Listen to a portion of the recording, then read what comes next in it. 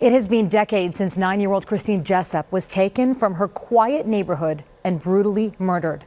Years of anguish followed for her family as investigators worked tirelessly to find the person responsible. The man responsible for Christine Jessop's disappearance was right there in the front row of her memorial service.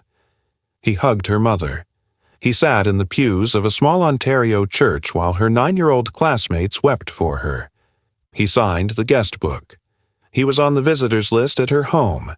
He was in the family photo album, and his name, his full, ordinary, unremarkable name, would sit quietly inside the Ontario police case file for the next 36 years. No detective would ever knock on his door, not once, because the Jessops loved him, because their children had played together, because their wives were best friends, because he had eaten dinner in their kitchen and his family had eaten dinner in theirs, and only 2 days before 9-year-old Christine vanished, she had sat on the couch in his living room with her mother, laughing. An innocent neighbor would spend a decade wrongfully accused of this terrible crime. A wrongful conviction would shake the foundations of Canadian justice. A public inquiry would use the phrase, and I am not exaggerating, tunnel vision in the most staggering proportions. A mother would spend 40 years going to bed with the same question circling her mind. And through all of it, the man who actually did it would keep working, keep raising his sons, keep moving from one Ontario town to another, until one October afternoon in the year 2020, a detective sergeant named Steve Smith would type his name into a searchable database and the case file would light up in front of him. This is the case of Christine Jessop, and it is one of the most disturbing stories of hidden in plain sight in Canadian criminal history. To understand how a killer walked untouched for 36 years, you first need to understand two things about the 3rd of October, 1984. The first is that Christine Jessop's father was in jail that afternoon. Bob Jessop had been convicted of misappropriating funds from a relative. He was serving an 18-month sentence at the Toronto East Detention Centre. That fact was known to almost nobody outside the family.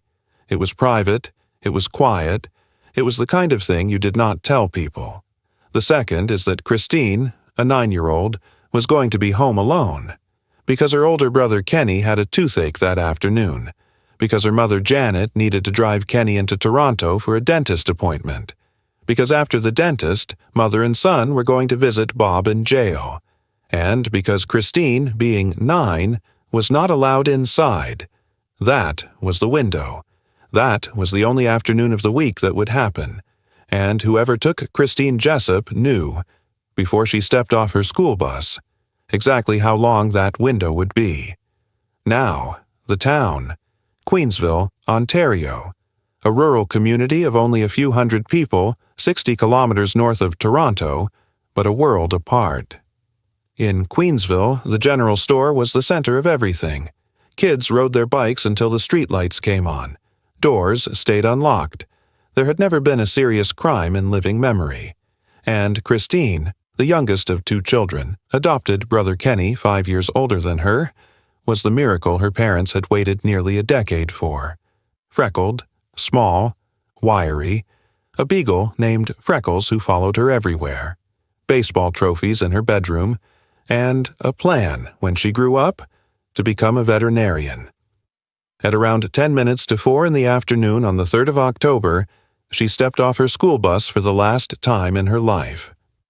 That morning, Janet had watched Christine climb onto the school bus and waved as it pulled away. That was the last time she would see her daughter. At school that afternoon, Christine's music class handed out plastic recorders, the small pipe-like instruments so many of us learned in elementary school. Her teacher had written each child's name on a piece of tape and stuck it to their instrument. Christine's said, in careful handwriting, Christine Jessop. She spent the last hour of the school day excited to show it to her family that evening. At around 10 minutes to 4 in the afternoon, the school bus dropped her off on Leslie Street, a short walk from her house. She had made plans with her friend Leslie Chipman to meet at the local park at 4 o'clock, grab their dolls, then meet up. Christine walked home. She picked up the mail. She stepped inside the empty house. She dropped her backpack in. Her bedroom. She hung up her jacket. She fished a nickel out of the change dish. And she walked to the little country store down the road to buy a piece of bubble gum. A witness later remembered seeing her at the intersection with her recorder still in her hand. She said hello. She was smiling. She bought the gum sometime just before 4 in the afternoon. And then she walked back out of the store. At the park, Leslie Chipman arrived on time. She sat with her dolls and waited. She waited some more. Christine never came. Janet and Kenny arrived home about 10 minutes past 4 in the afternoon. Roughly 10 minutes after the school bus had dropped Christine off, they walked into a house that felt at first completely normal.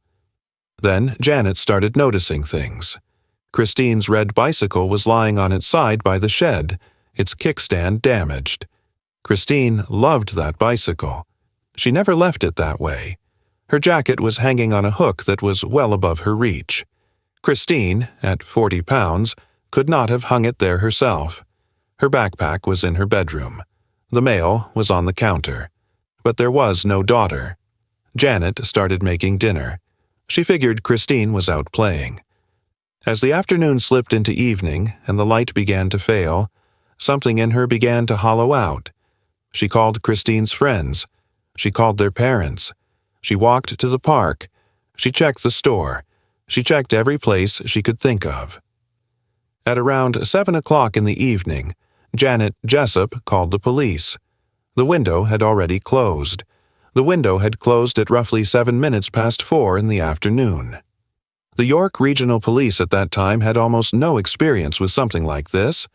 There was roughly one officer for every 860 residents. No major crimes unit. No history of investigating a child abduction. They did what they knew. They organized search parties.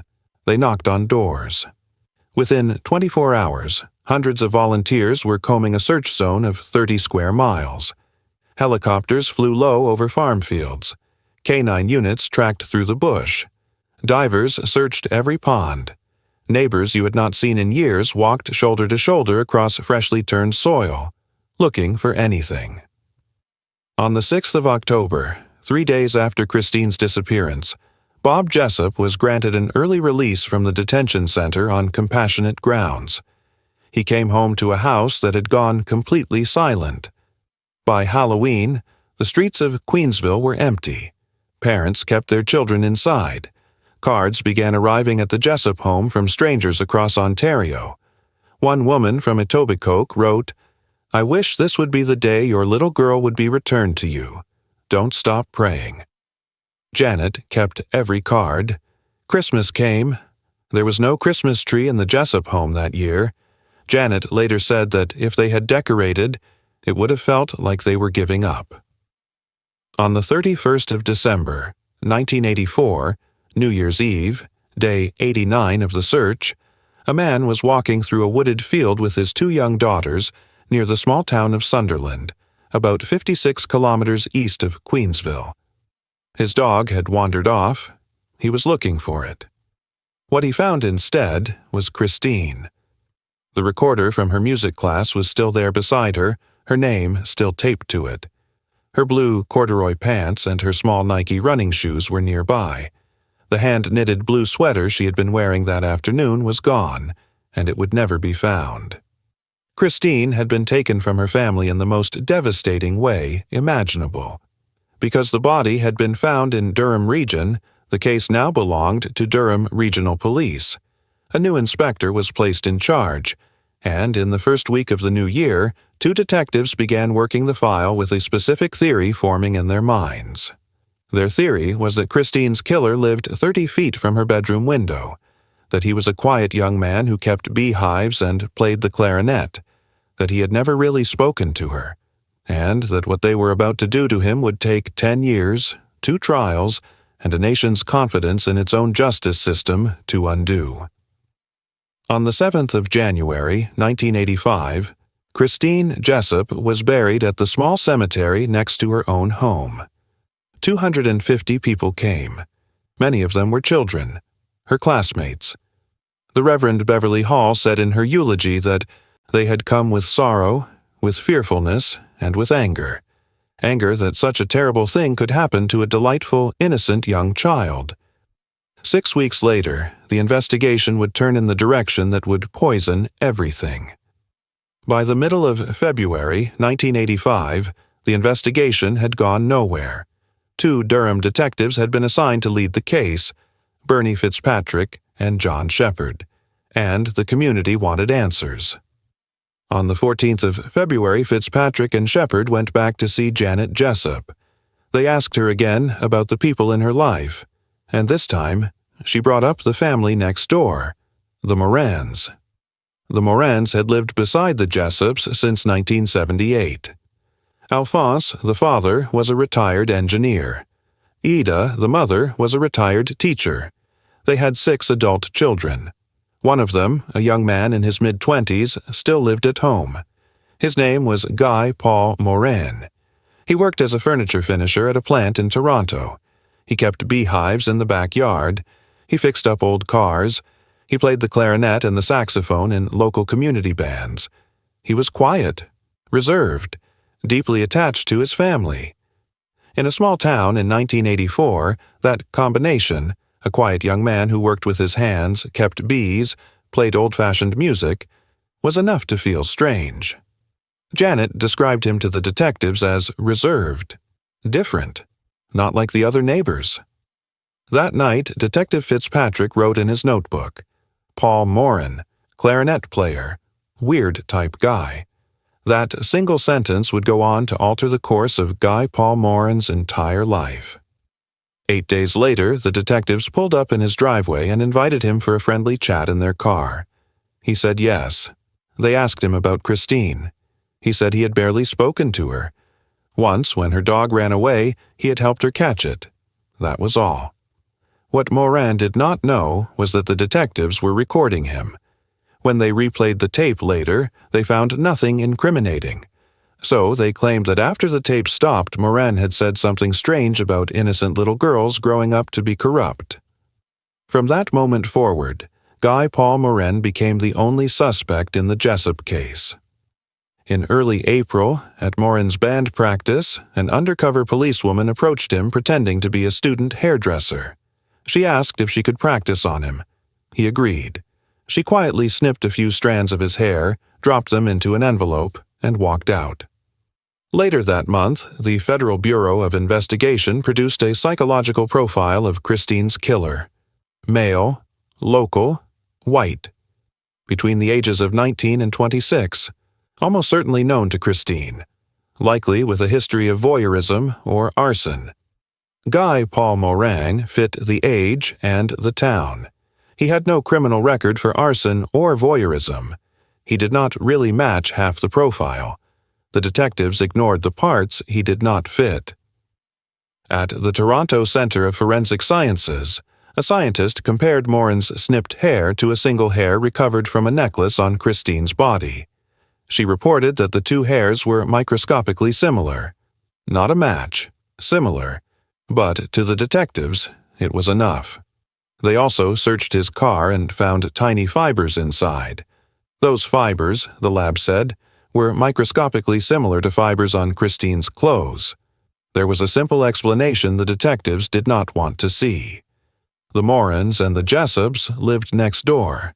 They used the same laundromat. None of that made it into the case theory. On the 22nd of April, 1985, Guy Paul Morin was driving to band practice. A red light began flashing behind him. He pulled over. The officers walking up to his car were the same 2 men who had chatted with him just weeks earlier. He said, "Oh, it's you guys." They said, "You're under arrest for the murder of Christine Jessop." He said, "Come on, guys, you're kidding." And Detective Shepherd said, "No, gee, we're not. We know what we're doing. We don't make mistakes." Guy Paul Morin was taken to Whitby Jail and interrogated for 6.5 hours. The police showed him a giant blown-up photograph of his own fingerprint. They told him it had come from Christine's clothing. It hadn't. It had come from one of his own clarinets. It was a trick. He did not confess. He kept saying the same sentence, over and over. I did not do this. But he was in the system now, and the system had already decided. His parents mortgaged their family home to raise nearly $500,000 in bail. His father, Alphonse, told reporters that he knew his son, and that his son had not done this. Guy Paul's defense lawyer was one of the most famous criminal defense lawyers in Canada, a Toronto attorney named Clayton Ruby. The first trial began on the 7th of January, 1986. Ruby walked the jury through an impossible timeline. Morin had clocked off work in Toronto at 3:32 in the afternoon. The earliest he could have reached his own driveway in Queensville was around 4:15. Christine had already vanished by then. His parents swore, on the record, that he had arrived home that afternoon at 5:30, carrying groceries. The Crown had no answer for those groceries. They simply ignored them. There was one problem in the timeline. Janet and Kenny had originally told police they had arrived home at 10 minutes past 4. If that was accurate, Guy Paul Morin could not physically have been there. So the detectives went back to the Jessops. Again and again. They kept suggesting the clock in the Jessop kitchen must have been wrong. Eventually, under the weight of that pressure, Janet said maybe she had arrived home closer to 4:30. That was the version she gave at trial. That single revision opened a 20-minute window Guy Paul Morin could have used if he had been the killer. He was not the killer. The Crown called 2 jailhouse informants who had been at Whitby around the same time. One was a petty criminal later described as a pathological liar. The other was known in court only as Mr. X. Both claimed Morin had confessed. Both had made deals for lighter sentences. An undercover police officer testified that Morin had made alarming statements referencing horror novels, which the prosecution framed as a subtle confession. Clayton Ruby did something unusual in that first trial. He ran a second line of defense in case the jury believed the informants.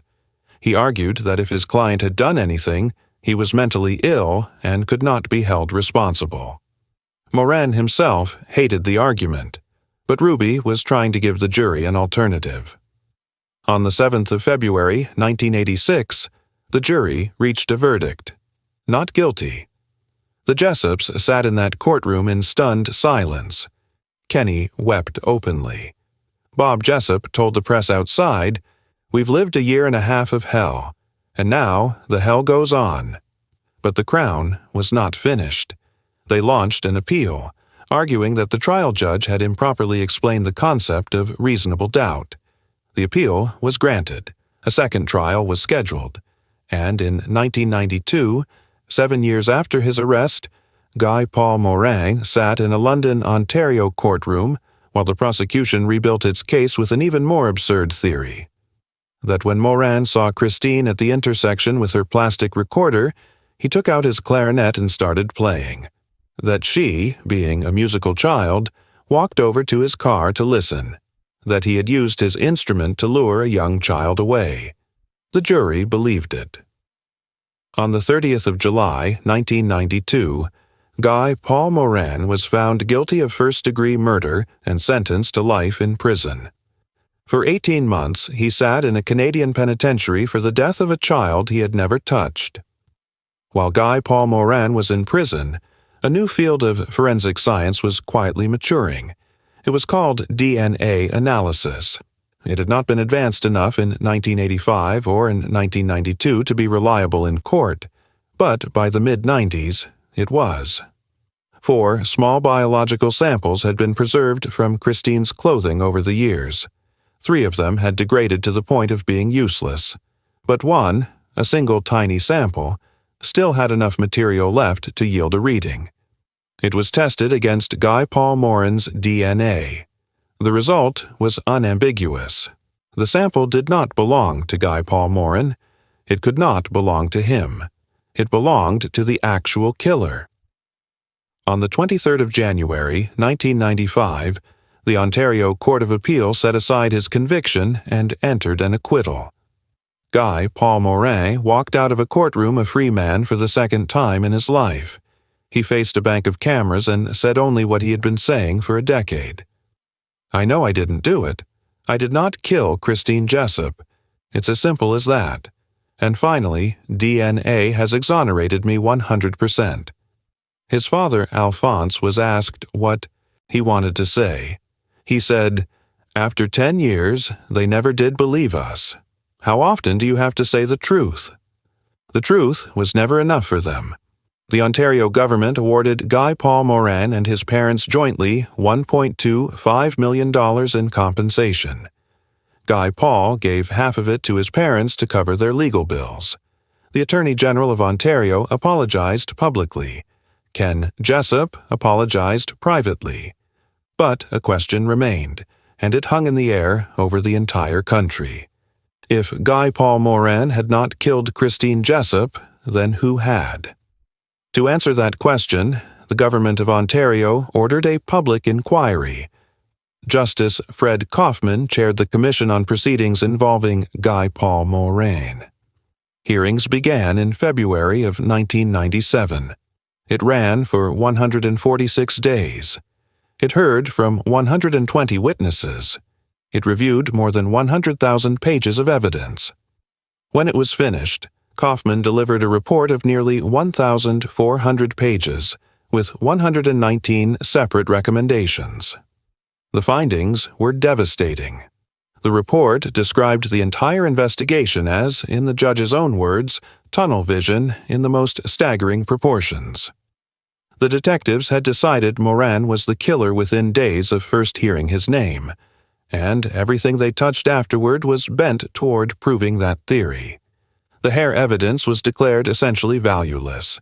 The fiber evidence had been contaminated in the lab, and a staff member had later revealed that the scientists had known about the contamination as early as 1986 and had never told the defense.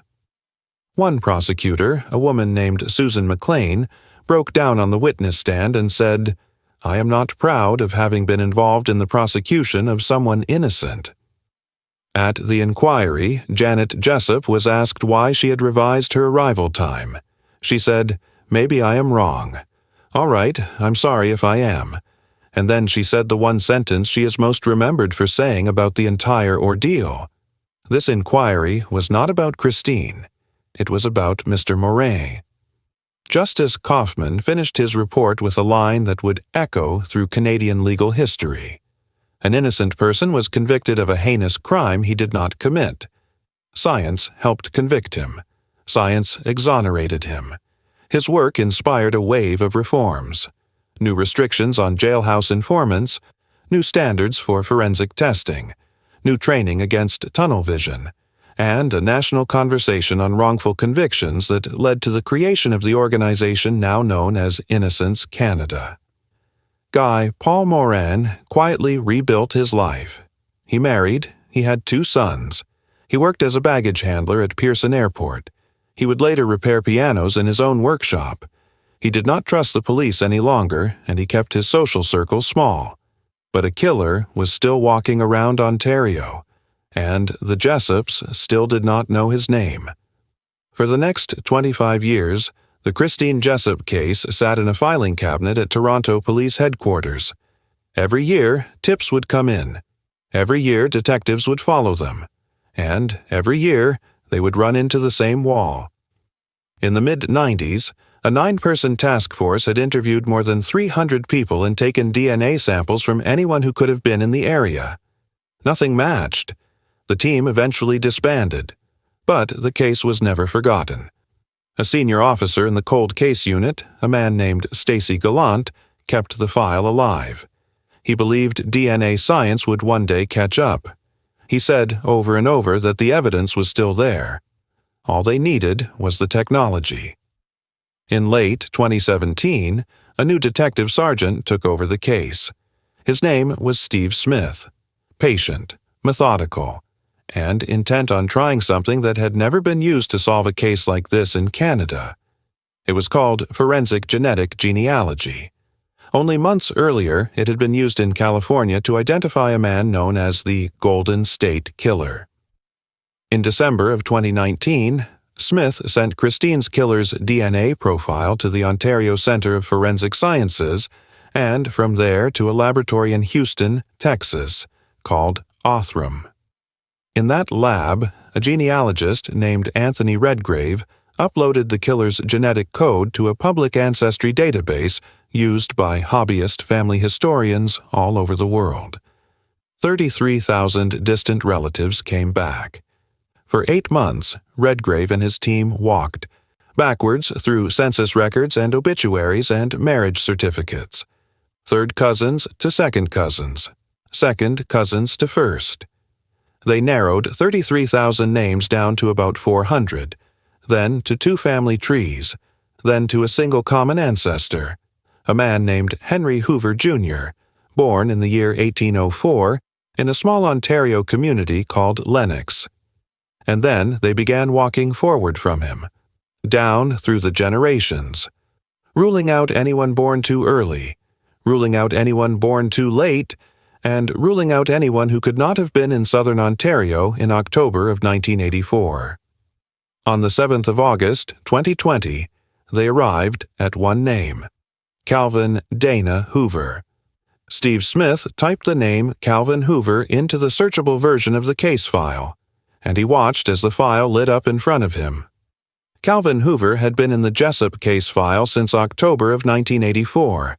He was listed as a friend of the family. His wife was listed as one of the people with access to the Jessop home when the family was not there. But he had never once been questioned. In 36 years of investigation, no detective had ever knocked on his door. Now they needed to prove the match. And there was a problem. Calvin Hoover had passed away in 2015. He had left a short note that did not mention Christine Jessop or any other crime. To confirm, the police needed his DNA from an uncontested source. Steve Smith later described what came next as a Hail Mary. He reached out to the Ontario Centre of Forensic Sciences and asked whether, by any chance, they had retained any biological samples from Hoover's autopsy. If not, the police were prepared to seek a court order to examine his remains. The Centre of Forensic Sciences confirmed that yes, they had kept 2 small vials of his blood on file. On the 30th of September, 2020, an Ontario court judge signed a warrant granting police access. On the 9th of October, the samples were tested. That same day, the Centre of Forensic Sciences confirmed a complete match to the DNA recovered from Christine's clothing 36 years earlier. 6 days later, on the 15th of October, 2020, Steve Smith drove out to Queensville himself. He wanted to deliver the news to Janet Jessop in person before it broke on the news. She was 78 years old. He sat with her while, back in Toronto, the acting chief of the Toronto Police Service, a man named Jim Raymer, stepped in front of the cameras. He told the country, "We positively confirmed the identification of the person responsible. Calvin Hoover of Toronto, Ontario, was 28 years old in 1984. If he were alive today, the Toronto Police Service would arrest Calvin Hoover for the death of Christine Jessop." The country stopped what it was doing, and the Jessop family, for the first time in 36 years, had an answer. The answer was worse than they had imagined. Calvin Hoover had not been a stranger. He had been a family friend.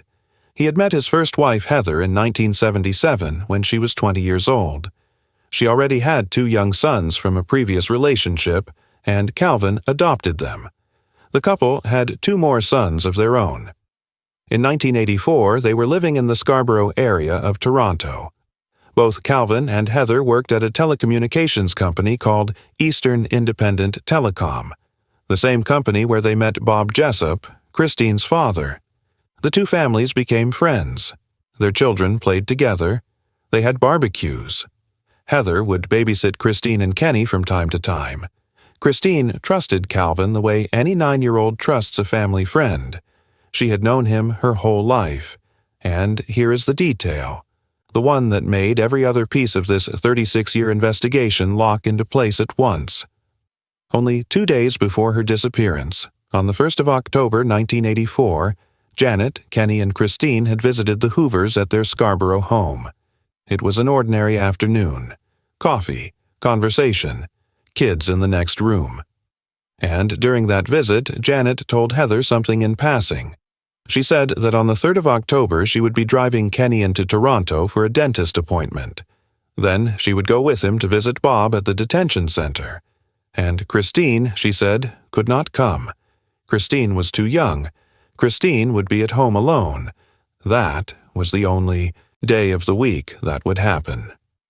According to the police investigation that followed, only 3 people outside the immediate Jessop family knew that Christine would be alone that afternoon: Bob's lawyer, Bob's boss, and Heather Hoover, and, by extension, her husband Calvin, who was in the same house on the 1st of October and either overheard the conversation or was told about it later. And there was one more detail, the one that answered the question police had been asking themselves for decades. Why Sunderland? Why had Christine's body been found in that specific field, in that specific stretch of woods, 56 kilometers away from her home?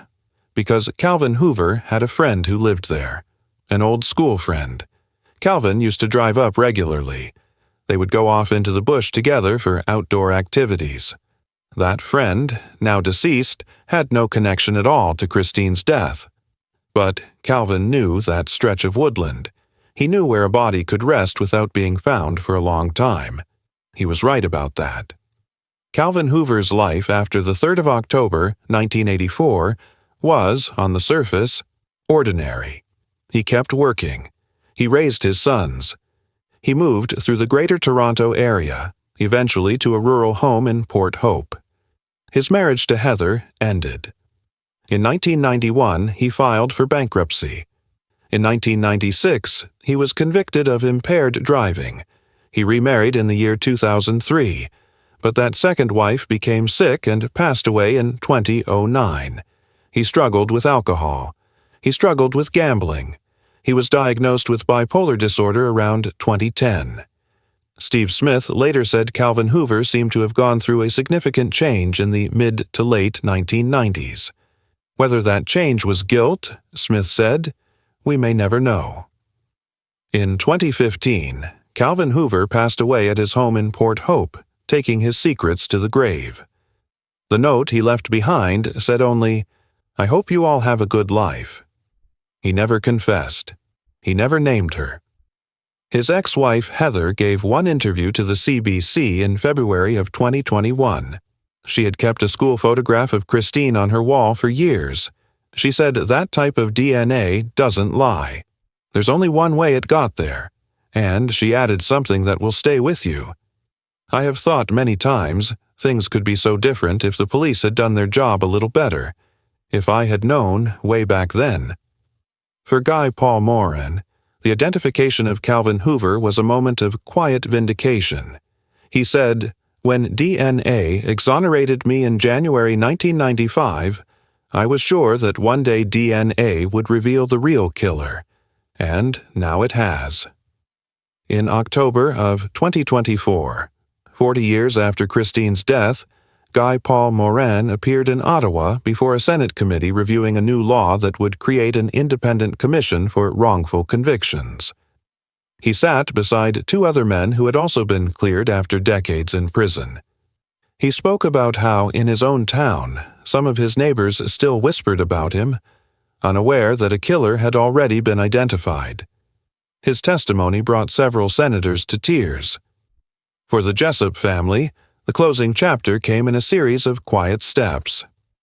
Janet Jessop lived long enough to know the truth. She died on the 15th of March, 2024. She was 81 years old. Her son, Ken, buried her on the 3rd of October, 2024, exactly 40 years after Christine had disappeared, right next to her daughter in the small Queensville cemetery. Ken himself has become a different man. He became sober on the 7th of March, 2022. He now lives in Fort Erie, Ontario, where he runs a small business creating laser-etched wood art.